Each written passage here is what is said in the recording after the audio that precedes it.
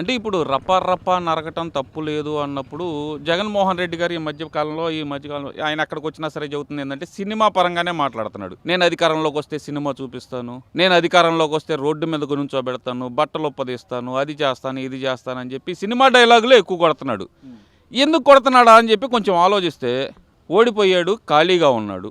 దాదాపు 375 రోజులుగా ఖాళీగా ఉండి ఏం చేయాలో అర్థం కాక మొబైల్ ఫోన్లలో పబ్జీ ఆడటానికి మొబైల్ ఫోన్ లేదని చెప్పి మొన్నటిదాకా బాధపడ్డాడు.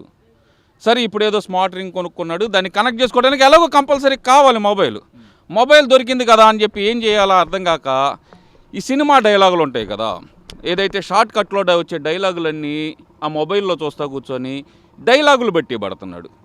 ఎందుకయ్యా బట్టి పడుతున్నాడు అనుకుంటే కనుక బయటకు వచ్చి ప్రెస్ మీట్లో ఈయన చెప్పే సోది జనాలు వింటలేదు కాబట్టి ఈ డైలాగులన్నా చెబితే 4 రోజులు ట్రోల్ అవుదాం, ట్రోల్ అయితే కనుక ట్రోలింగ్ మెటీరియల్గా అన్నా సరే ఈవెన్ ట్రోలర్ పేజీల కన్నా నా వల్ల బ్రతుకుంటుంది అనే ఆలోచనతోటి జగన్మోహన్ రెడ్డి ఈ డైలాగులు కొడుతున్నాడు.